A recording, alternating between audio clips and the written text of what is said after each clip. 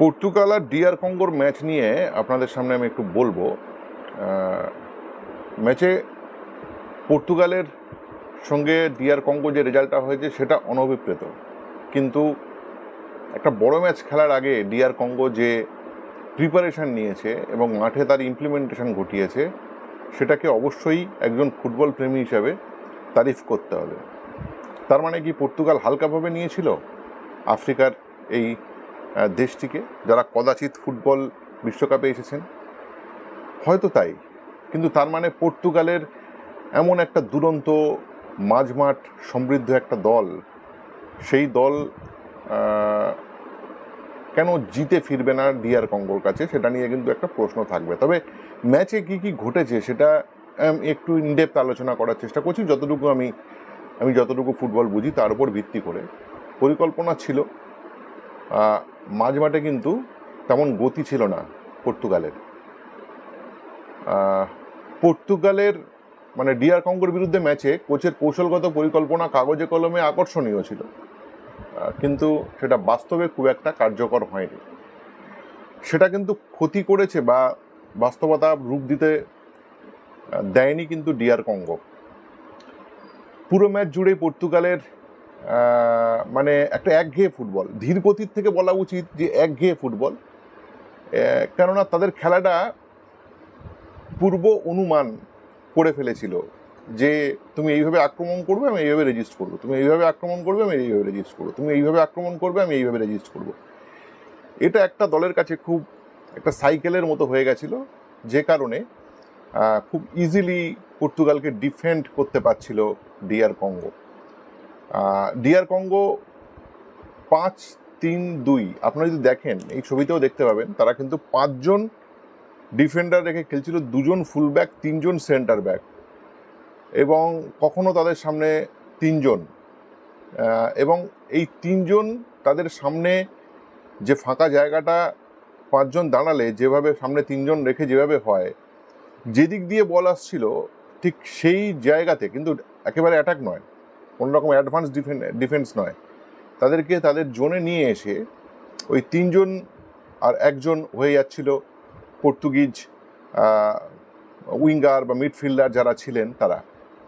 এর ফলে যেটা হচ্ছিল যে পর্তুগাল কিন্তু প্রপারলি আক্রমণে আর আসতে পারছিল না, ওখানেই শেষ হয়ে যাচ্ছিল।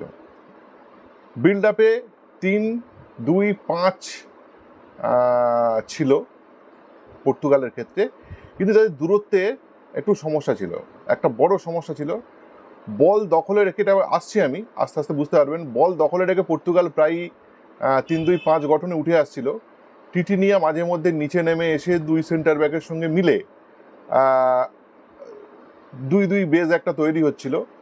2 ফুলব্যাক নুনো মেন্ডেস ও জোয়াও ক্যান্সেলোকে আক্রমণে স্বাধীনতা দেওয়া হয়েছিল, এই দুজনকে আক্রমণে স্বাধীনতা দেয়, এবং এই জায়গাটা আর্জেন্টিনার সঙ্গে মিল আছে, কিন্তু আর্জেন্টিনার আক্রমণের সঙ্গে যে ফারাকটা এখানে ঘটে গেছে, সমস্যা ছিল 4 জন সৃজনশীল মিডফিল্ডার যারা রয়েছেন, বার্নার্ডো সিলভা, ব্রুনো ফার্নান্ডেস, টিটিনিয়া আর জোয়াও নেভেস, একজন আরেকজনের থেকে অনেকটা দূরে অবস্থান করছিলেন। যে দূরত্বের কথা বলছিলাম, একজন একজনের থেকে দূরত্বে অবস্থান করছিলেন, ফলে ছোট পাশে দ্রুত কম্বিনেশন তৈরি করে কঙ্গোর মিডফিল্ড ভাঙা সম্ভব হচ্ছিল না। একজনের সঙ্গে একজন, এই যে যখন 3 জন করে ওরা কঙ্গো যখন ওই বেসটা তৈরি করছিল, ওই 3 জনের মাঝখানে পড়ে একজন খেই হারিয়ে ফেলছিল। রোনাল্ডোকে ঘিরে পরিকল্পনার সীমাবদ্ধতা ছিল। ক্রিস্টিয়ানো রোনাল্ডো, জোয়াও নেভেসকে কেন্দ্রীয় চ্যানেলে রাখা হয়েছিল খুব স্থিরভাবে, কিন্তু রোনাল্ডোদের মূল কাজ ছিল প্রতিপক্ষের ডিফেন্ডারদের ব্যস্ত রাখা এবং শেষ লাইনে অবস্থান করে ডিপনেসটা তৈরি করা। এ পর্যন্ত ঠিক আছে, কিন্তু আধুনিক ফুটবলে স্ট্রাইকারদের মাঝ মাঠে নেমে আসতে হয়, কিছু কিছু সময় অনেকটা স্পেস ভরাট করতে হয়। যখন কোনো ফুটবলার একা হয়ে যান, তার সঙ্গে পাস খেলার যে জায়গা নিতে হয়, আমি জানি না আমি এটা বলার অধিকারী কিনা, কিন্তু কালকে অবশ্যই অধিকারী নই, কিন্তু এই সমস্যাগুলো কিন্তু কালকে ফেস করেছে পর্তুগাল বলে আমার অন্তত পক্ষে মনে হয়েছে। ডিফেন্ডারদের ব্যস্ত রাখার বাইরে আর কিন্তু আধুনিক ফুটবলে এটার খুব একটা জায়গা নেই। 5 ডিফেন্ডারদের জন্য কিন্তু এটা কাজ সুবিধা করে দেয়, এবং 5 ডিফেন্ডার খুব সহজে ক্রিস্টিয়ানো রোনাল্ডোকে রেখে দিতে পারে তাদের আয়ত্তের মধ্যে। ফলে রোনাল্ডোর ভূমিকা গোটা আক্রমণাত্মক কাঠামোর মধ্যে কিন্তু খুব একটা মানে সমস্যা সৃষ্টি করতে পারেনি। কঙ্গোর 5-3-2 ব্লকের বিরুদ্ধে কি করা উচিত ছিল, এটা একটা প্রশ্ন। ডিআর কঙ্গোর উইংয়ে বল গেলে, এটা জানি না এটা হতো কিনা, কিন্তু ডিআর কঙ্গোর উইংয়ে যদি যখন বল যাওয়ার কথা ছিল, যখন যাচ্ছিল, তখন 3 মিডফিল্ডার সেদিকে সরে যাচ্ছিল, এবং এতে মাঝে মধ্যে ডিফেন্স ও মিডফিল্ড লাইনের মধ্যে খুব ফাঁক ধরেছিল। এই ফাঁক আর দূরত্বটা খুব ইম্পর্টেন্ট। এই সাংঘাতিকের খেলা কিন্তু খেলতে পারেনি তোমার পর্তুগাল। এই ফাঁক কাজে লাগানোর জন্য দরকার ছিল দুটো বিষয়: ভেতরে খেলোয়াড়দের মানে ডিপে নেমে এসে ডিফেন্ডারকে টেনে আনা, নিচে একটু নিচে থেকে বিল্ড আপ করা, অপোনেন্টের থার্ডে না গিয়ে, ডিফেন্সিভ থার্ডে না গিয়ে একটু নিচে টেনে আনা, মাঝে মাঠে খেলাটাকে টেনে আনা, যাতে বাইরের খেলোয়াড়রা ইনসাইড রান করে দ্রুত 1-to-1 খুব কুইক খেলতে হবে। ওখানে কুইক কাউন্টার প্রেসিংয়ের যে স্কোপটা তৈরি করা, সামনে স্পেস তৈরি হচ্ছিল না, সেই শেষ লাইনে সেখান থেকে আক্রমণ করা। একজন খেলোয়াড় নিচে নেমে প্রতিপক্ষকে টানলে তার তৈরি করা জায়গা অন্য কেউ তোমার ডিপে একটা রান দিতে পারত, সেইটা কিন্তু এখানে আসেনি। আর বল বাইরে নিয়ে ফিরিয়ে এনে নতুন করে অফসাইড লাইনের পেছনে আক্রমণ চালানো যেত, সেটা হতো।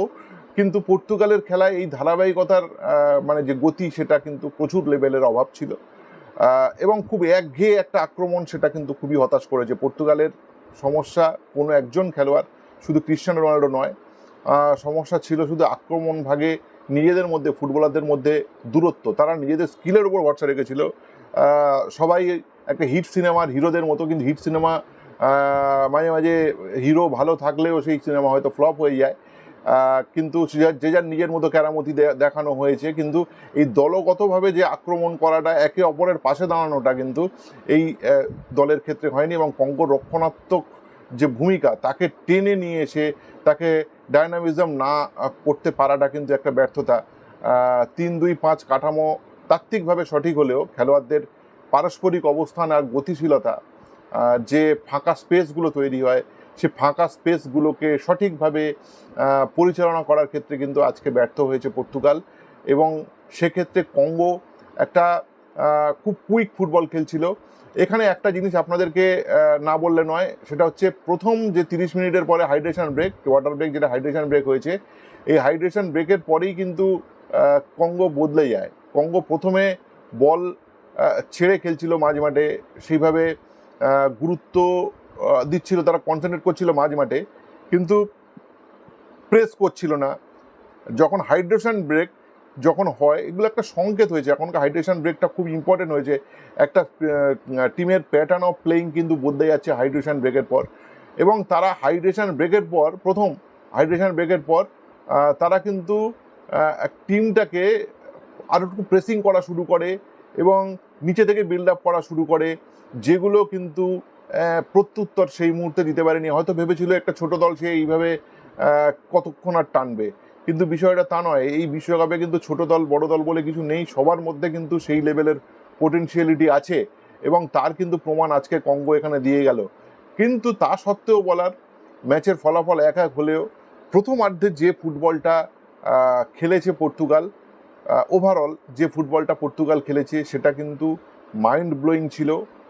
প্রচুর আক্রমণ ছিল, প্রচুর প্রেশার ছিল। কিন্তু অপোনেন্ট যখন ওই হাইড্রেশন ব্রেকের পর অপোনেন্ট যখন প্রেসিং করা শুরু করে, তারপরে যখন তুমি বল উদ্ধার করবে, বল উদ্ধার করার পরে অপোনেন্ট যখন আবার পুনরায় তার ডিফেন্সিভ ট্রানজিশনে চলে যাবে, কুইক ডিফেন্সিভ ট্রানজিশনে চলে যাচ্ছে 5-3-2-এ, সেই ডিফেন্সিভ ট্রানজিশন ভেঙে তোমার নতুন করে কোনো ফর্মেটিভ কোনো কিছু কিন্তু এই ম্যাচে অন্তত পর্তুগাল দেখাতে পারেনি, যে কারণে গোটা সেকেন্ড অর্ধ জুড়ে ডিআর কঙ্গো একটা একটা খুব সুশৃঙ্খল একটা ডিফেন্সিভ অর্গানাইজেশন রেখে, এবং যখন তারা বল উদ্ধার করেছে, সেই বলকে তারা কিন্তু যেভাবে আক্রমণে নিয়ে গেছে এবং বাধ্য করেছে পর্তুগালকে, সেটা কিন্তু অবশ্যই তারিফযোগ্য। এবং এই যে যখন কোনো টিম প্রেস করছে, সেই প্রেস করাটাকে কিন্তু উত্তর দিতে পারেনি পর্তুগাল। সেই কারণে আজকের ম্যাচ কিন্তু 1-1 গোলে ড্র হয়েছে। এই জায়গা থেকে পর্তুগালের মতো একটা তারকা সমৃদ্ধ দলকে কিন্তু বেরিয়ে আসতে হবে, বেরিয়ে না এলে কিন্তু সমস্যা হবে। নমস্কার বন্ধুরা, ভালো থাকবেন। ভিডিওটি ভালো লাগলে লাইক শেয়ার করবেন, সবার মধ্যে ছড়িয়ে দেবেন। ভালো থাকবেন। Extra time